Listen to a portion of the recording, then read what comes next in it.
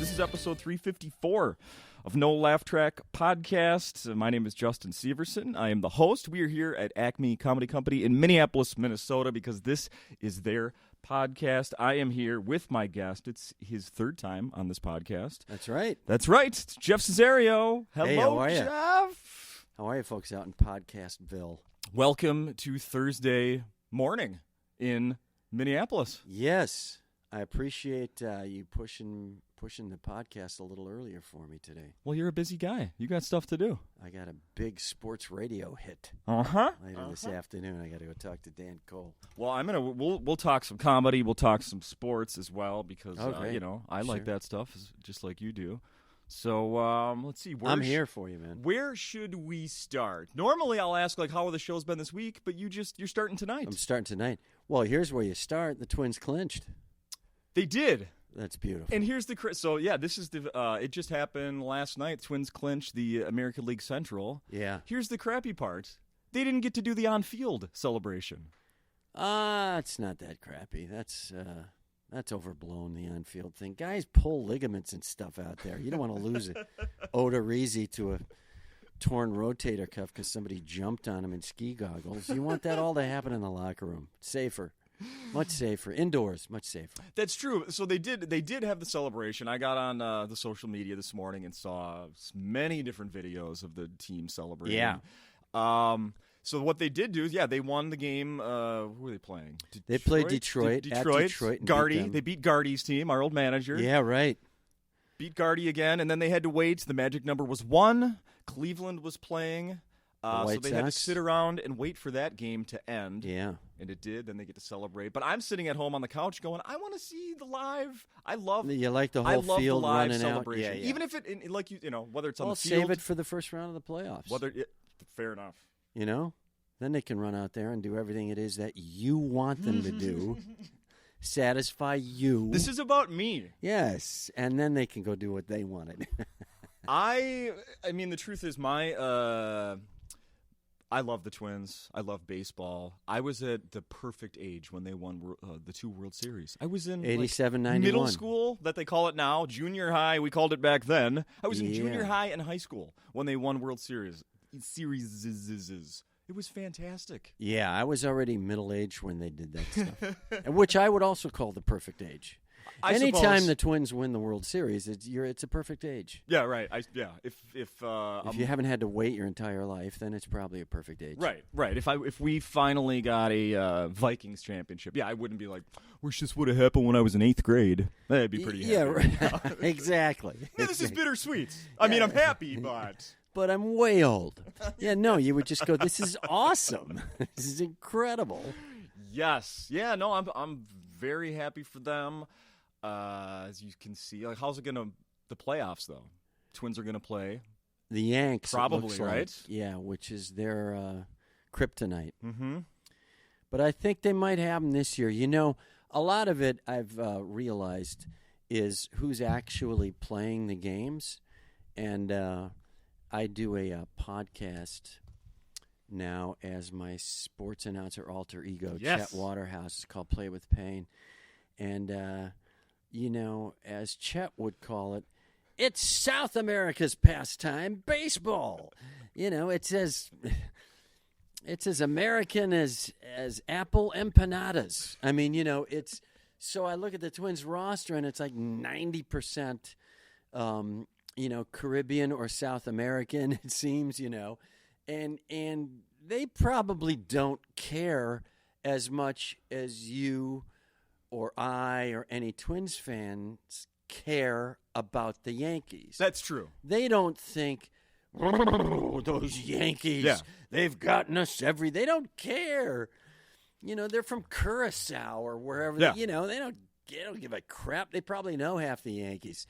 So for them, it'll be their experience taking on the Yankees, not ours.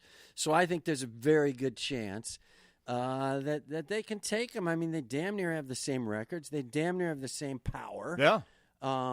They might, weirdly, you wouldn't have said this 6 weeks ago, they might actually have as good or better pitching than the Yankees right now because the Yankees got a couple of guys dinged up. Yeah, it's possible. Twins lose one of their most dominant pitchers of the year for because he was taking some Pineda, sort of. Yeah, he was on the Balco Zinfandel.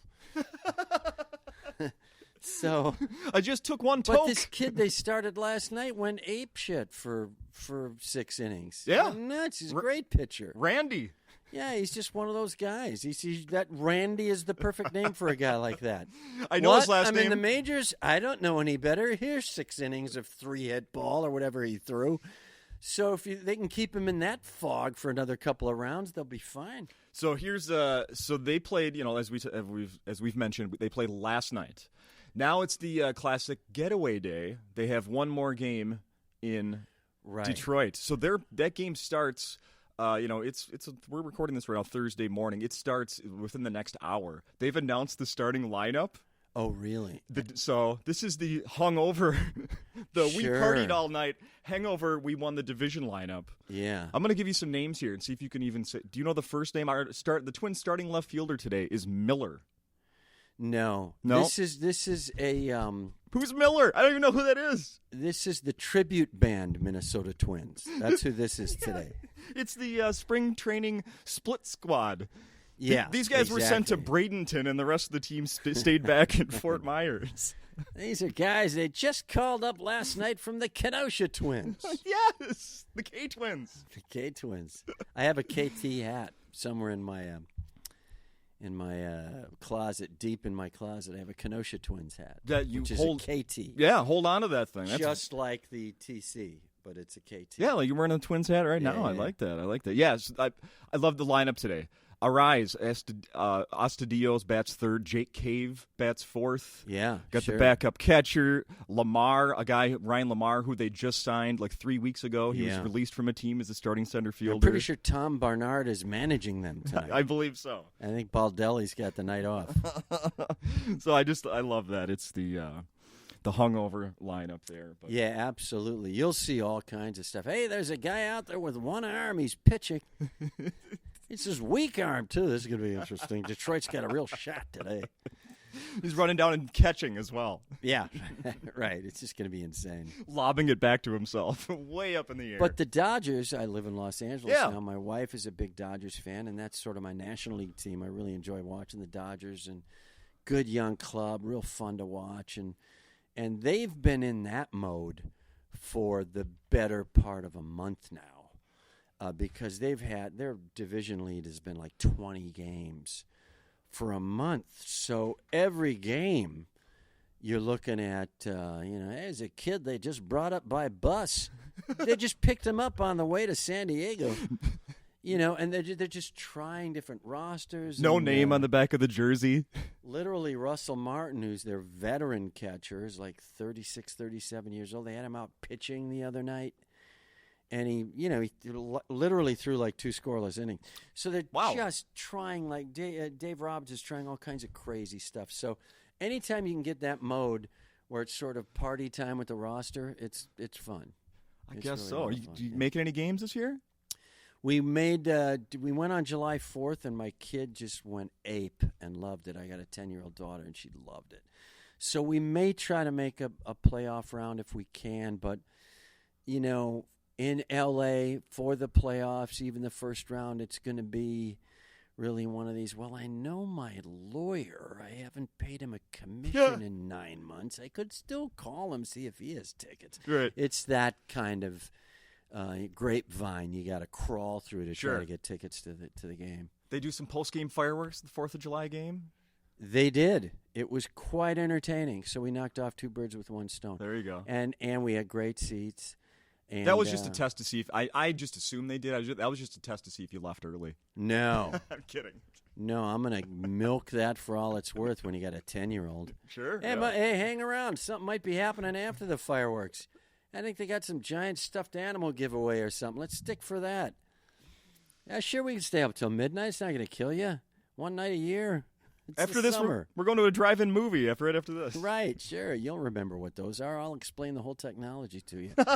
People used to drive their cars next to posts that had speakers on them. That's and then right. You would look up, and like a god, there would be a monolith at the end of a giant parking lot, and they would show a movie on it. No, honest to God, this is the way people used to watch movies. An event, you'd get in and then let your friends out of the trunk of the car. Yeah. That you It's like your snuck in. phone, but super big. Yes. And the sound wasn't as good as your phone. No, the sound would crackle through something that was clearly ripped off a dirigible and placed on a post in the middle of the Midwest. Is there any chance, I'm going to have you, I doubt that you saw this headline that I'm looking at right now, but maybe you did. I'm going to have you fill in the blank here. Ready? All right. This is from New York Times. Baseball's pace of play is perfect for at least one group. What would that group be? And I'll say it's a group in the stands. Which group in the stands? You have any idea? Plasma donors. They probably have that at stadiums now. Just perfect pace of play for that. That's a great point. Probably retirees. You know what? I'm gonna say you're close enough. Knitters. Wow. Knitters. Jeff, there's a story here in the New York Times that baseball's a perfect place for knitters. Is that you got to be careful. You don't want to knit one and drop two. Yeah. During a double play, you'll get conked in the dinger. There's a line shot. That hit a knitter. She was not paying attention. You got to keep your eyes on the field at all times. I'm going to say knitting is not the way to go. Honestly. Unless you are knitting the safety net that's going to hang in front of the third base box. And I don't think that's going to hold. They're crocheting it down to left field. That's a new promotion. You get a frozen rope off the bat of Miguel Cabrera. That's ripping right through your Afghan. There is no chance that's saving you. Hey, she's changing patterns. Is that a doily? Look out. Oh, she's got her needles out. Talk about needling the third base coach. Let's say you're the commissioner of baseball and you see this story come out. Are you happy that someone's writing a story about knitting and baseball and connecting the two? Or is that probably not the most unhip thing ever? I don't think those demographics overlap a whole lot. Right? That's it's a fresh market. I guess that would be the uptick. Sure. Hey, we could, market to Michael's Craft Store.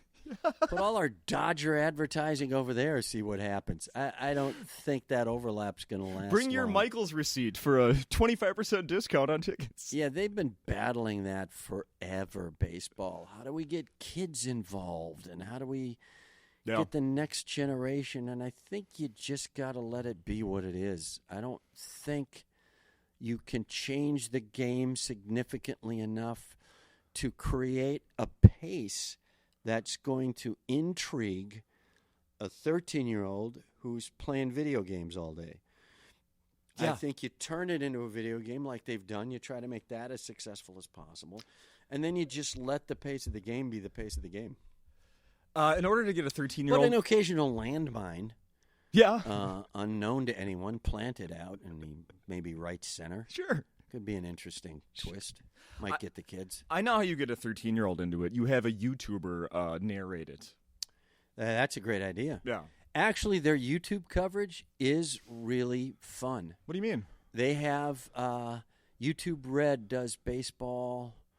Maybe it's once a month or so, once every couple, 2-3 weeks. They have a MLB and YouTube Red or whatever it is has a specific baseball broadcast. Oh. They broadcast from different angles. They're in the dugouts. They have a different way to integrate the visual into the game of baseball. Their play-by-play booth is interestingly enough a little lower key, but really compelling because of it, because they don't feel the need to hit what you're hitting in a regular play-by-play box, because you can get that. Sure. You can get the guy going, hey, there's the 3-2 pitch. Fouled off. Speaking of fouled off, is there a funky smell coming out of the barbecue joint? I mean, so they don't need that. So their They're playing with a little lower key mix, a little more off the cuff. I would love to try a game as Chet Waterhouse, have somebody have the guts to do something like that, where I do the play-by-play and we have some comics come in and do the color commentary. And have you practiced that? Have you done that anywhere? No, but I think I could. I think I'd have to work on a roster card because I want to get it right. I mean, that's the thing is, I don't want to screw it up by lack of preparation. I kind of want to know where I'm going to screw it up. Yeah. So I would probably study the roster cards and catch a couple of the games from the teams that I'd be covering and then call the game. Then if I screw up, fine. But, I mean, I want to know where I'm going. I want to have a stat person who can throw me the stats because the comedy, I think, is better when I'm actually doing the job well. Because the key to Chet Waterhouse is he's not cynical. He's not anything.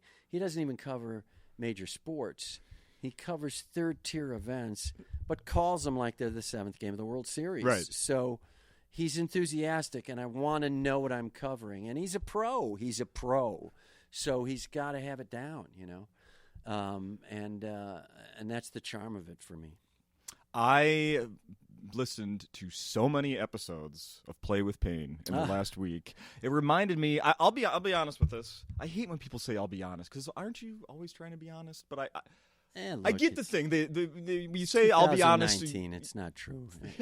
Most everything anybody's saying is good. Not true. Good point.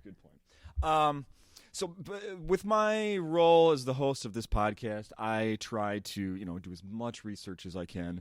I have favorite podcasts that I listen to that I have listened to for years. But I'll be honest. There I said it again. But sometimes they fall on the wayside where I fall behind and can't keep up because you come to town and I want to catch up on your show. Right. Todd Glass was here last week. I want to listen to his show and catch up on those. The truth is, I don't have time to listen to every one of them because there are so many good ones. I mean, everyone should make No Laugh Track a priority, obviously. But besides that, in any case, so I listened to quite a few of your shows, and it reminded me is how good it is. And I didn't. Oh, thanks. And here's what's great: I listened to them back to back to back. I mean, honestly, Jeff, I listened to probably like 8 of them in the last 3 days. That's great. And the joke, even though some of your fake ads that you do, they get repeat. I laugh every time, and I will tell you, Jeff, the reason why they're funny every time is just because they're well written, but also because the reaction of your guests, them hearing it for the even though I've heard it before,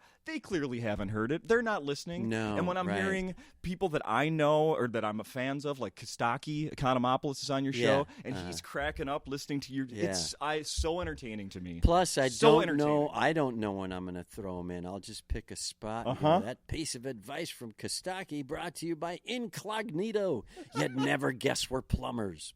And just these weird little turns of phrase. The gentleman's club. Gentlemen prefer gentlemen. The all gentlemen's club. Every time, Jeff, I'm laughing every time. And then Chet always reads them with a straight face too, because they're $15 each. Unless I blow it, then they're only $7.50. But it's still $7.50 because your plug, the name of your company, gets out there. So, they're a ton of fun. Stupidos, really small bathing suits for really dumb guys. Just whatever I can think of that comes in. They're so great. It's such a I love the idea for the podcast. I love how you pull it off. I'm glad it's still going. Thanks. Honestly, I'm sincerely saying that. And I try to get a diversity. There's some sports. I've had Costas and Rick Riley on and Rich Eisen and people like that. And I've had actors. I've had Eric Roberts on. And I did not hear that one. It's great. I haven't listened to that one. That is really a good one. Okay.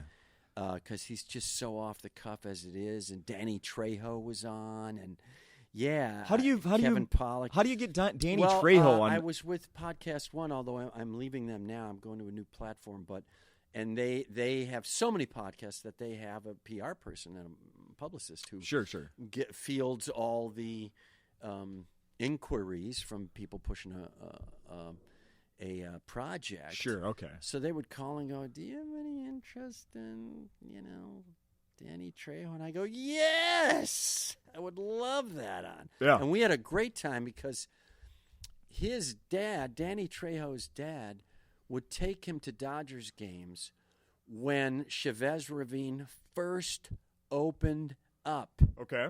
In 59, in 60, whenever they finished, whenever the Brooklyn Dodgers moved out. And when I researched that, and it was one of the first questions I asked Danny Trejo, because he's sitting there. I do a 2.5-minute insane sports update. Yeah, they're great too. At the top, which even on the older podcasts, even though they're no longer topical, they're just funny. They're real results, but they're all funny for the sake of being funny. Oh man, that Mahomes kid harder to catch than a glimpse of your neighbor's wife naked. So it's stuff like that. It doesn't matter that it happened a year and a half ago. Agreed. And but when Trejo heard, when we launched into the Dodgers, and I knew that about him, and I asked that about him, and he just went, "You know that?" And I said, "Yeah, it's when the Dodgers first moved out here, Duke Snyder." And I went into a whole thing, and he just ate it up, and we just cruise the rest of the podcast. And then comics up the yang. I have comics on anytime I can get them on. And then I've had Josh Mankiewicz on from Dateline, and his brother Ben from TCM. And I've had some really, really fun people I got Phil Hendry coming up this coming week. Oh, wow. Yeah.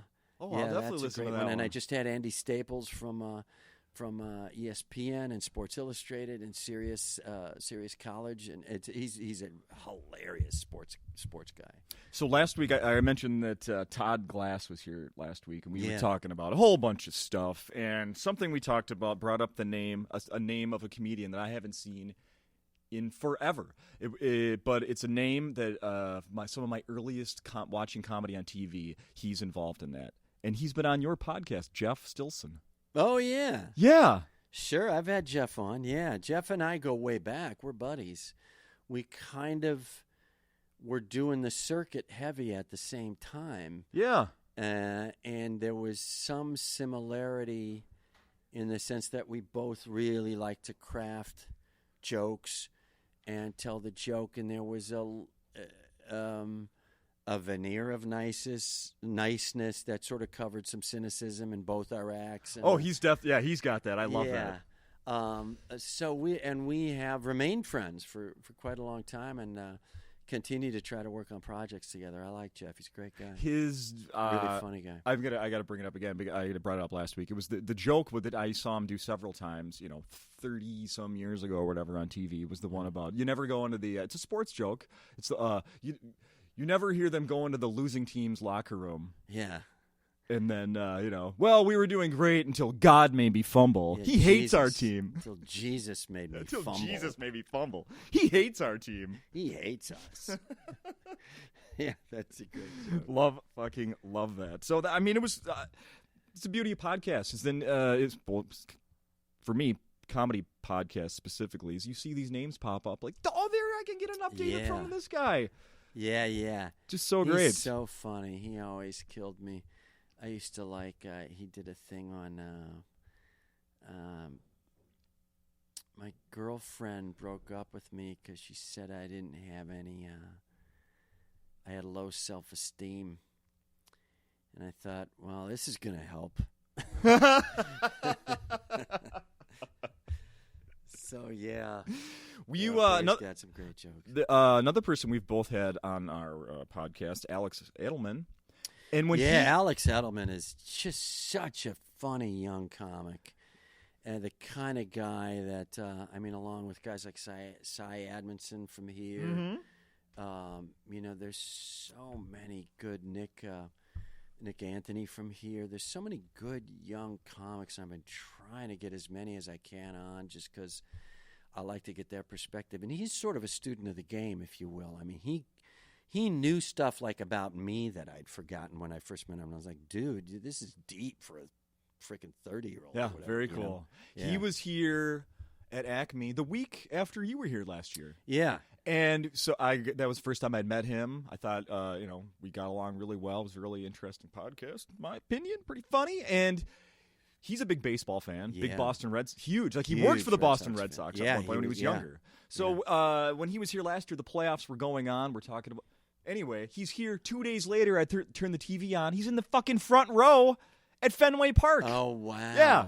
because he'd hit somebody up, like, somebody that works for the team. Right. Front row. There he is. Yeah. I was just with him. He's an interesting dude in a lot of ways. First of all, hugely funny, hugely prolific, keeps writing these hour shows and doing them at Edinburgh and places like that.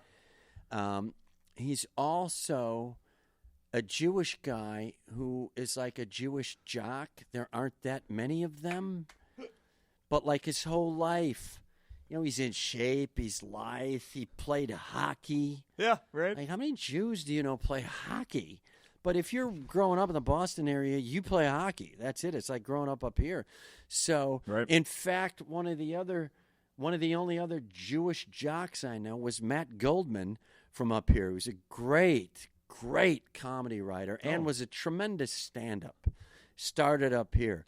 One of Matt Goldman's great lines was, they always tell you when you're buying a diamond ring for a wedding, you have to keep resale value in mind. And you have to, God, I'm blowing it, Matt. I'm so sorry. But it was like cut, clarity, and consistency, or whatever the 3 C's are. He goes, yeah, because that's what I'm keeping in mind when I'm buying a diamond ring for my future wife. Resale value.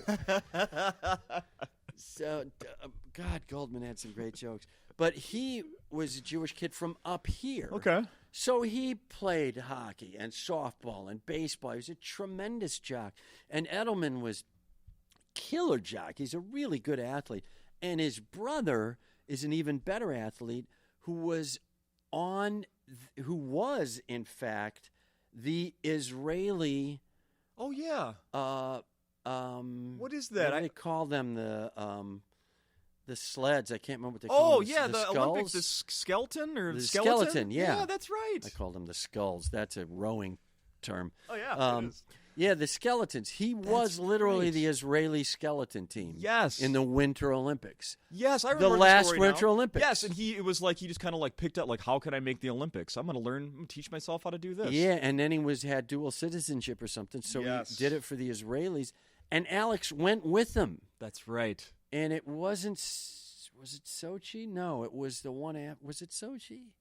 It might, what was I can't remember the Winter Olympics, the recent Winter Olympics, but he went. Yeah. Alex went. Isn't that crazy? Yeah, he's hanging out with his brother, and he just had the greatest stories. Uh-huh. He was like, it is the most corrupt thing in the world, skeleton and bobsled. Oh. He said they're all doping.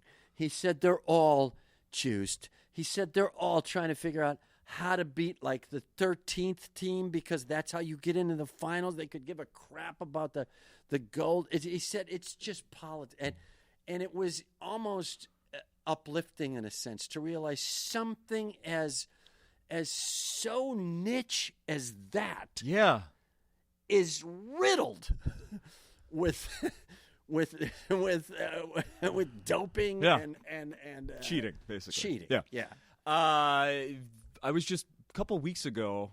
I was sitting at home. I must have been super bored because for about 10 minutes I watched axe throwing on television. Oh wow, that's what I do. One of Chet's fictitious sports that he calls is the weak-handed axe throwing championship.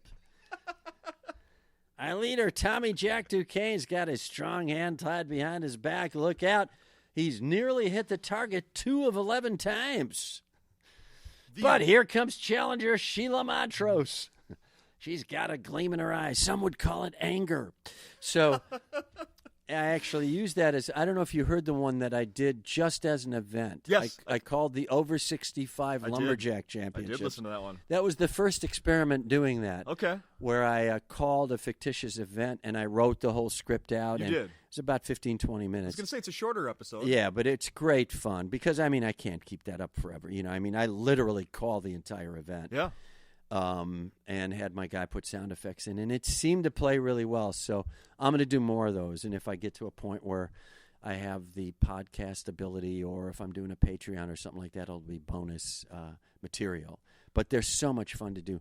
And you just get hundreds of bad sponsors in those things.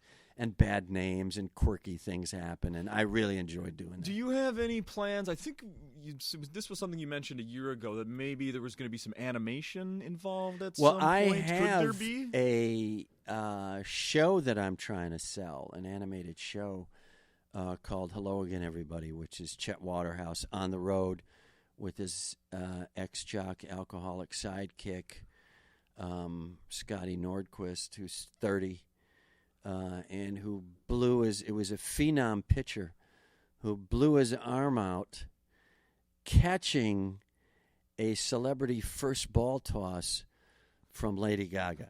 That's what ended his career, is he had to reach for her wild pitch, and he tore his rotator cuff, ended his career. Ouch. So he's drunk and bitter.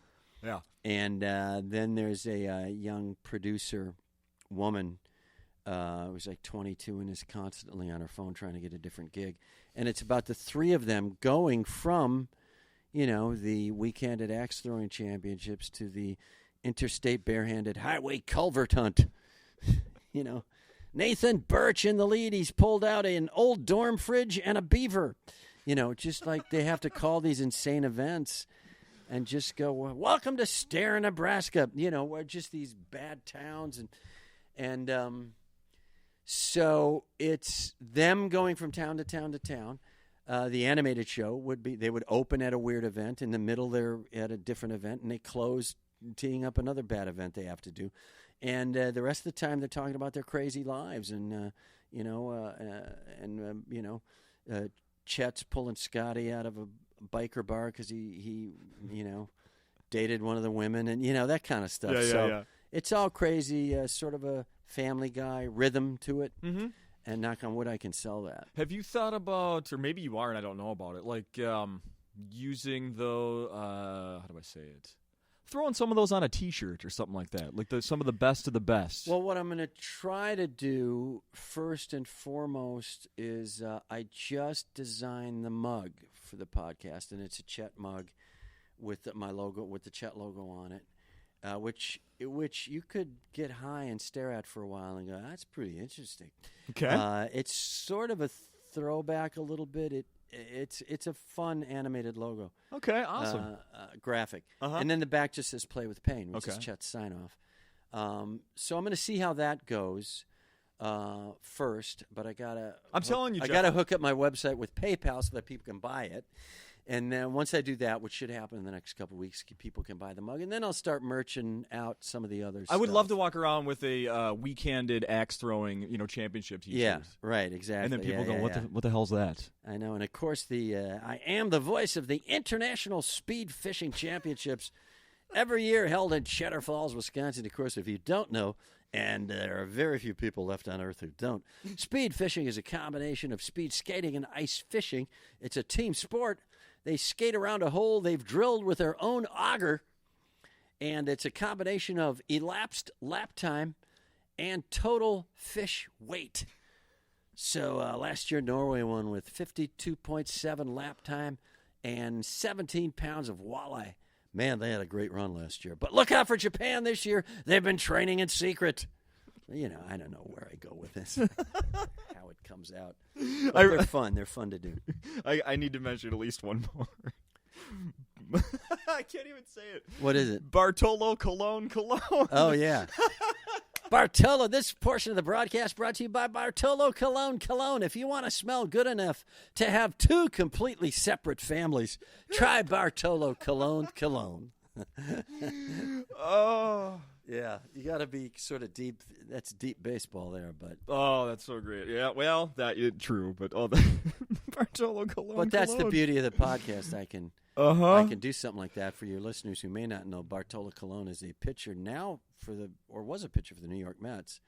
I think he's finally done. He played for the Twins for about half a season, a year or so ago. He's literally I think he's from Venezuela and originally might be, or perhaps the Dominican Republic. He might be 45. He might be 55. Exactly. He claims 46, I think. He could be 70. Yeah. You just don't know. And his baseball card probably has one weight, and the real one is like 80 pounds more. Oh, yeah. He's 230 if he's a penny. Yeah. He's really, I don't know how he pitches around that girth. Uh-huh. It's pretty impressive, actually. So I have seen you promote your week here at Acme, talking about doing some recording. Yes, I'm doing an album, my first in my entire career. I've never done an album. So we're recording Saturday night, and I'm doing a clean set. Now, I usually swear, but mostly conversationally. But the trick for the clean stuff is more concept and topic, you know. I tend to weave edgier stuff in with stuff that could be considered by and large clean. So I'm kind of going through with a pitchfork, and I got to go, uh-oh, that hay bale's got to go out of there. I can't do that part of the dating chunk. I can't do this or that, or wait, if I'm writing new material, let me try. And it's been a fascinating creative process for me. So, and it's a ton of fun. I'm really loving the set, and it's a little more autobiographical and a little more relaxed, and I'm really looking forward to doing it. And I wanted to do a clean set because I generally work clean anyway. But I like I say, I swear conversationally. I do edgier material or sort of conceptual stuff that's a little off the grid. And then sometimes I do stuff that's out and out kind of blue. So to kind of go, well, here's a challenge. Do this stuff and do it clean. And I went, well, a clean set. But then I looked at my stuff and I said, geez, I really like all my jokes. My babies. Like yeah, they're good. So it doesn't matter to me. They're still well written, and I still deliver them with a certain degree of panache, I'd like to think. And I thought, oh, this is all just grade A, great stuff, and I can't wait to do it and sort of mold it in a little different way, and then add newer stuff, some of it almost brand new, and then mix it up, and then go, oh, wait a second. These pull together in a whole different way. This little 5-minute chunk feels like really cool if I do it this way. So it's going to be a fresh look for me through some vintage material and some really new material. Why not 10 years ago or 20 years ago? No good answer for that? No good answer for that. I mean, you have material like you had a DVD, comedy DVD I that was have out. one DVD out, which was made on 2 days' notice. What? I had just gotten with a management company, a guy whose name I'm sure has popped up on your podcast, Barry Katz. Oh, yeah. I had just signed with Barry. I didn't have a manager for a long time, and I thought, well, Barry had just signed Louis Anderson and had a bunch of clients, Jay Moore and Dane Cook, and I think he had Ken Jeong at the time. And I thought I was doing a lot of writing, producing heavy.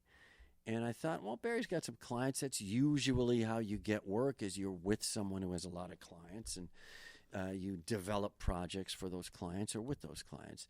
But I was also sort of reigniting my stand-up career at the same time. This is one of my great stories. I'm glad you jogged this out of me.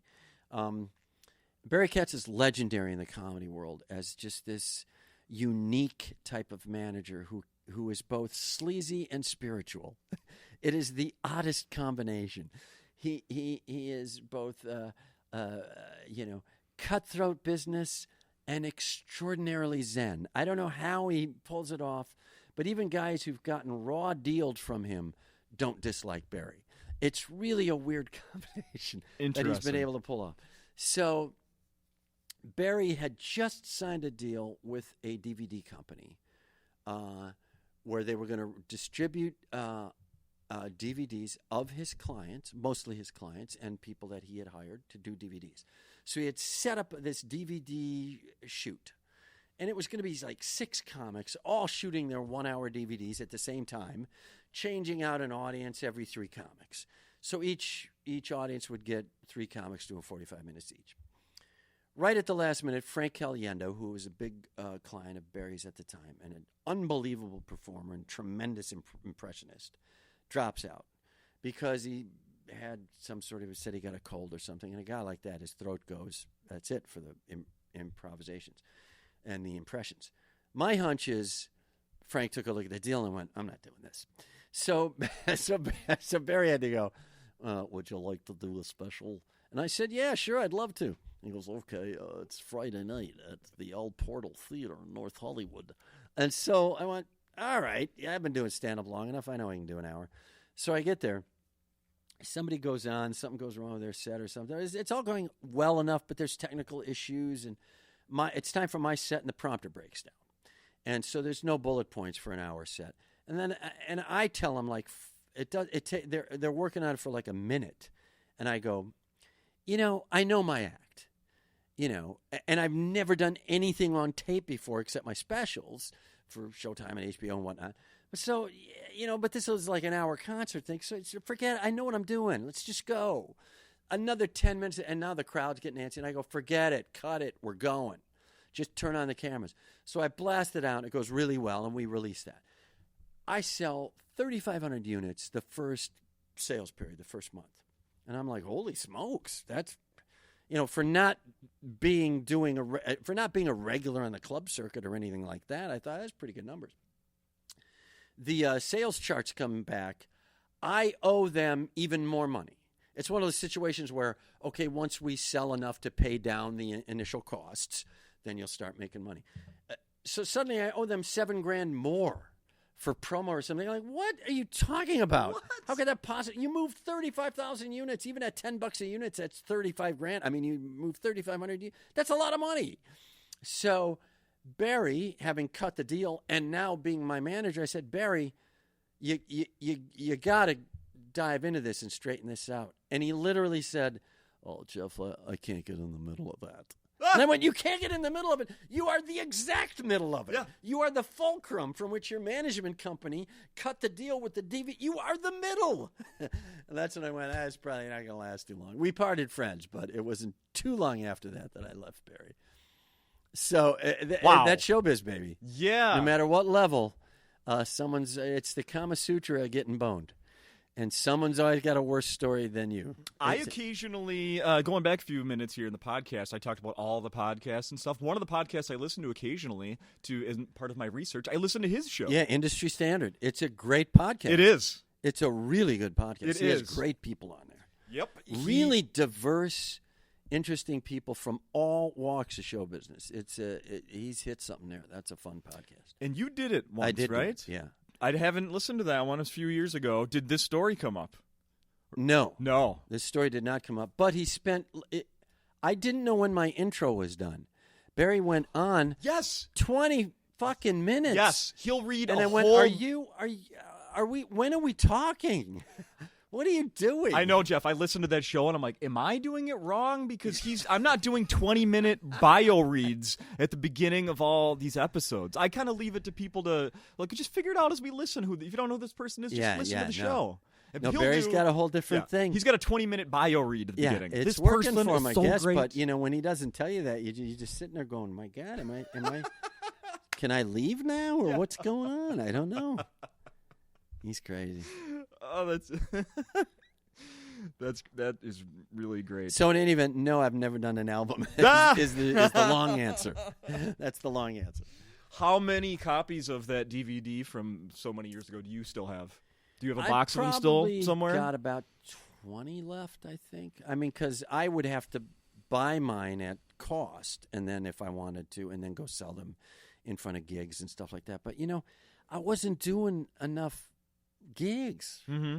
I wasn't on the road that much because I was doing a lot of writing, producing, so it wasn't like I was doing a week a month. Yeah. I was probably doing maybe 5 gigs a year, tops. Mm-hmm. Yeah, and, it was the time where you were coming to Minneapolis and doing a couple shows on a weekend once a year. And I would literally get to the gig and go, oh, I forgot the DVDs. It wasn't in my DNA or something to remember, and then I just sort of let that go. Sure. And I'm not great at sitting at a table after a gig. and going, would you like to hear some of what you just heard? I mean, I couldn't get the the emotional chemistry right. No, I understand to do that. it, so I didn't do it. I feel for the performers here, the ones that stand out to greet people, maybe sell their stuff after the show. Yeah. And you see people are just walking by. I'm like, oh. Yeah. That sucks. Yeah, well. At least come by and say hi. You don't have to buy something. I would probably say have a more dynamic set. Well. And then people will still come by and say hello. Fair enough. So something I talked to Todd Glass about last week that I want to bring up to you, and that is a show that you were a part of, back in the late 80s and early 90s, that can now be viewed on Amazon Prime. An Evening at the Improv. Oh, my goodness. Yeah. Do you remember how many you did? I think I did 4 or 5. Okay. I think.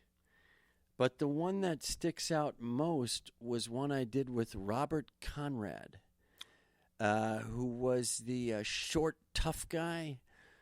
Baba Black Sheep was his television show. He was the star of that. He was most known for the Wild Wild West. Okay, yeah. The television show, the Wild Wild West.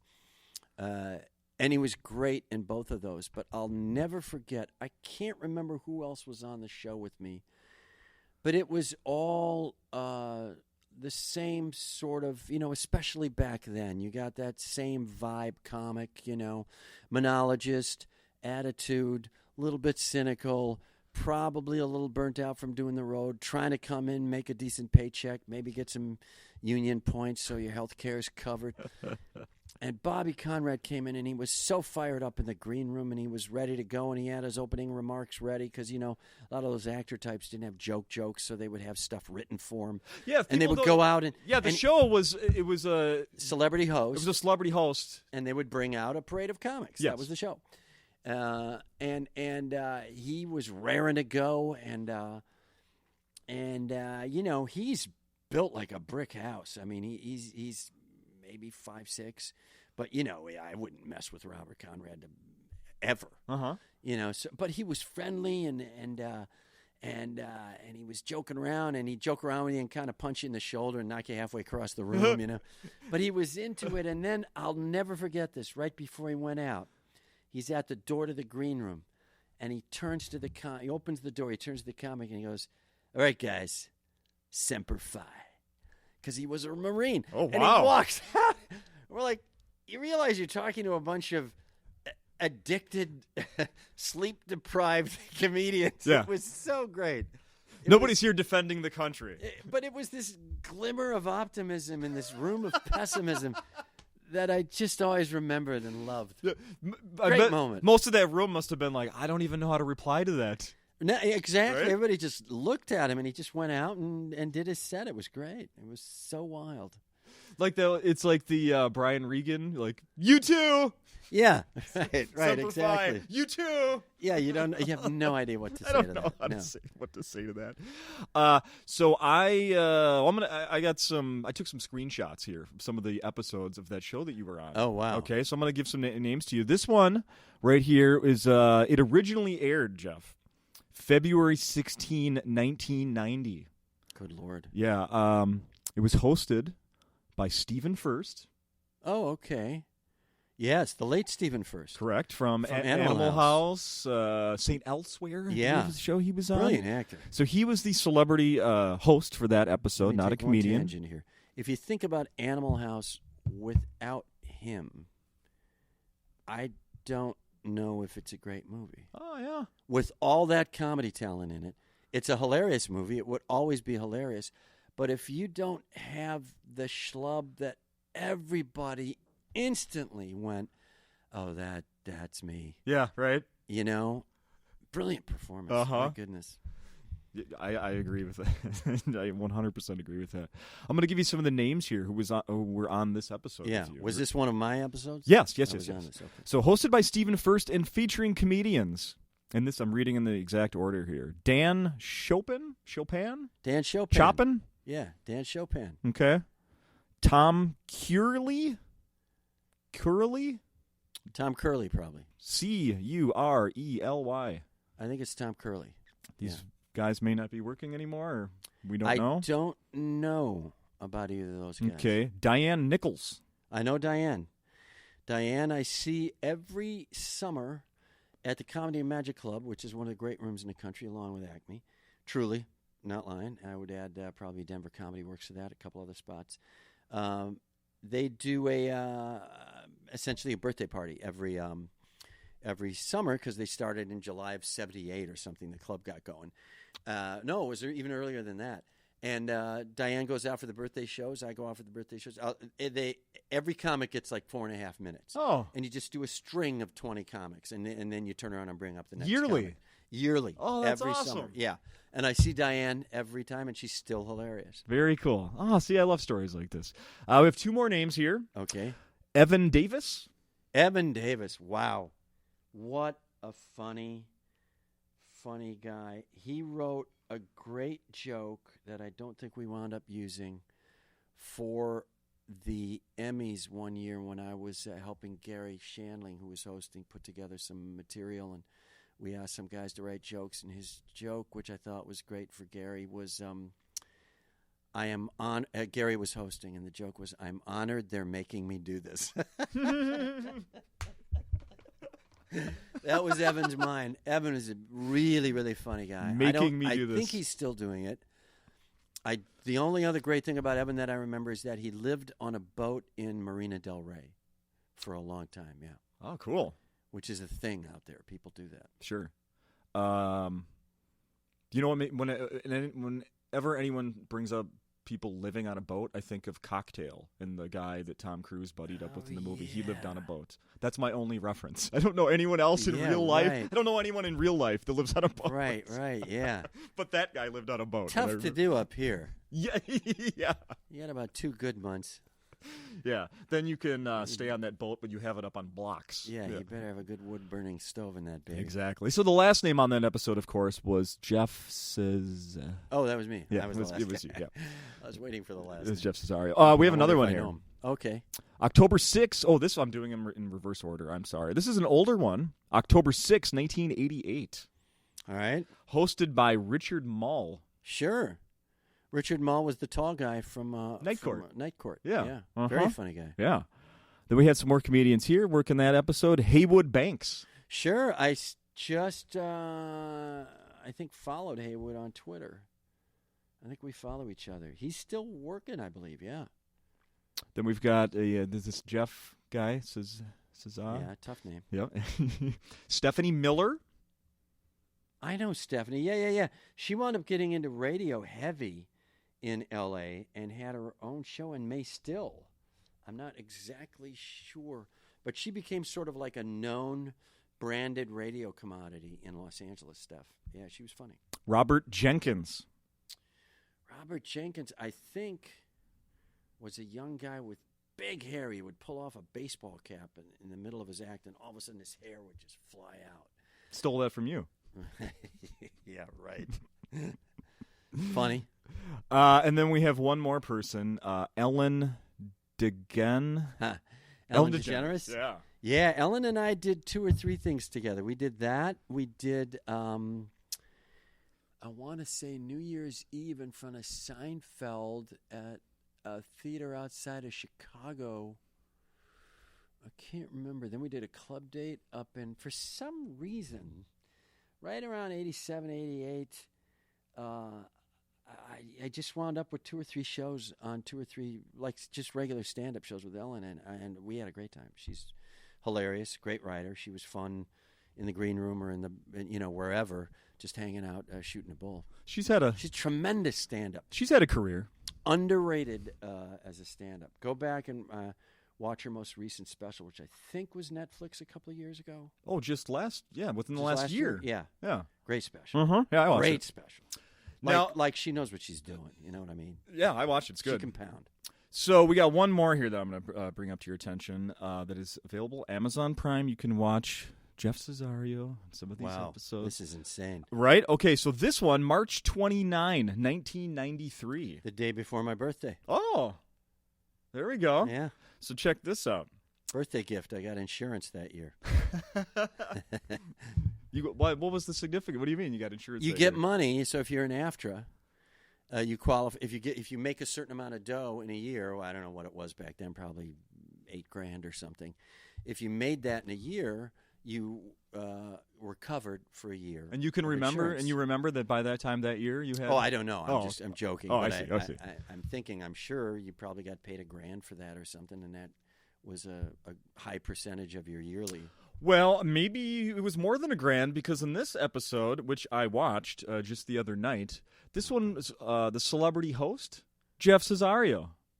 No. You worked your way up to host on this one. I hosted an evening at the Improv? I don't remember that. Yes, you did. I believe you're lying right now. Jeff. Read the other names on that list, and let's see who should have hosted that. Well, there's a name here that we know, but only one. Hosted by Jeff Cesario and featuring comedians Barry Neal. Okay. I looked this next person up, and I don't think she's done comedy since this night. Shama Roberts? Don't know. Yeah. Spike Davis. I don't know Spike. Jason Stewart. I know Jason. Mm-hmm. Jason's still working, doing a lot of acting. In fact, he's got an independent movie out right now. Yeah, and I think they actually spelled his name wrong on here. That's funny. And then yes, he is. And then the last name, Christopher Titus. Chris Titus. Wow. So does this... Chris, I just had on memories. Chris, I had on the podcast. Yeah, hilarious. Any memories of this? No, none. Not a one. I'm convinced I did a set at the Improv, just on an average night. They taped it and then used it to host the show, and then dubbed in me from behind, calling these people's names out. I have no recollection of hosting. No, but then again, no. You're on literally, stage with them. I'm literally 103 years old, so. I mean, if you clear 50, it doesn't matter. You know, I'm going to blame the Crestor. I must have taken 2 extra Crestor this morning. So I am flying right now. And who knows what you took that day back then? Huh? Yeah, exactly. You were celebrating a birthday. Who knows? Yeah, exactly. They took advantage of me. No kidding. Wow. Okay, that's you don't remember that. Well, I can tell you. I don't remember hosting. You go home, back to the hotel, and you got some time after the show tonight. You're trying to wind down. Go on Amazon Prime, Google Google your name. Don't go Amazon Prime. Don't Google Just Improv. Google my name, and this is what pops up. Google That's your great. name, and this is what comes up. 30-year-old clip. I'm telling you. Perfect. Yeah. I gotta redo my social media a little bit to make sure that something else pops up first. Oh no! This is me just doing my deep research. Your deep dive. Yeah. Okay, yeah. Not the normal person. The normal is stumbling on that clips of stuff. Only 20 or 25 years old. Exactly. That's usually what pops up. Uh-huh. Here's Jeff with giant hair from a gig he didn't even know was being taped. Boom! YouTube first video pops. That's right. Here you are at your 7th birthday. You don't remember this? Yeah, exactly. Probably a pretty good set. Well, we've been doing this a while here today. Is there anything else we should be mentioning? That are you doing any besides the recording you have going and the podcast? Recording the podcast. No, we are hoping to bring the Brian Regan sketch show, which is called Stand Up and Away. We did 4 episodes for Netflix. We had really good numbers from what we could tell, but it's not quite on brand for them. They're a little edgier than what we were doing. Yeah, so I watched it. We, I believe, are leaning towards Disney Plus because that's a whole new giant thing that Disney's doing, and that seems to be a little more Brian's brand. So we're going to see if we can't find a home over there and maybe do more of those because they were a tremendous amount of fun to do. You have not done them, but you just have some ideas. Probably? We're hoping to. Yeah, okay. We're hoping to do. If we can sell the show over there and they give us some dough, we'll go shoot more episodes of. And it's a stand-up to sketch show, so it's a ton of fun. Yeah, and Brian's great in it. He's really a naturally gifted actor, and he's worked hard at it as well. So, and he's super funny in these sketches, really funny. So. Knock on wood, we'll get a chance to do more of those. That's it, man. The Play with Pain episode, Chet talked to. There was one of the episodes I listened to was Brad Williams, and in it, you guys were obviously talking baseball, talking sports, and Brad is hilarious. Yes, he's great. And funny. one of the things you said was the Twins making the playoffs came up, and I think he said, "Oh, That'd be great. Can you imagine watching playoff baseball in October in Minnesota? Yeah. Yeah. And here it is. Here we go. And that would be pretty awesome if they made a deep run just so that you could get it's 32 degrees out. Perfect weather for baseball. Exactly. I'd love to hear that. Exactly. You know what? Let's go back to one of the first things we talked about today and the celebration, after winning something. Baseball has a wild card game. That is one game. One game, yeah. It's one game. You lose, you're done. You win, you move on to that next round, the division series, right? Right. Should the team that wins the wild card and they're about to play like their next game the next day, I think that series will start, whoever they're playing next, should they have the huge pile on each other celebration after a one-game play-in? Yeah. Yeah? Absolutely. You win something. But for a one-game play-in, the losers should get like a Carnival Cruise or something. They should get something. Carnival Cruise? It's one game. I mean, look at the participants in the American League especially. You've got Oakland, which has been red hot. They're 30 games over 500. You got Tampa Bay, which has been pulling it out of their ass the last couple of weeks. They're 30 games over 500. And you got Cleveland, which up till yesterday could have won the division. Yeah. Right, flat out. So you got three really good baseball teams. One's out completely, and one's going to lose a one-game play-in. They should get something. They should get something. Free lift tickets at Vail. Something. Or maybe they get to pile on the winning team. Maybe that's the something. That's where I'm going with that. There we go. That sports tidbit brought to you by Schlatzman's Ultra Dry Light Beer. So dry you may not have to pee. Boom. End it there.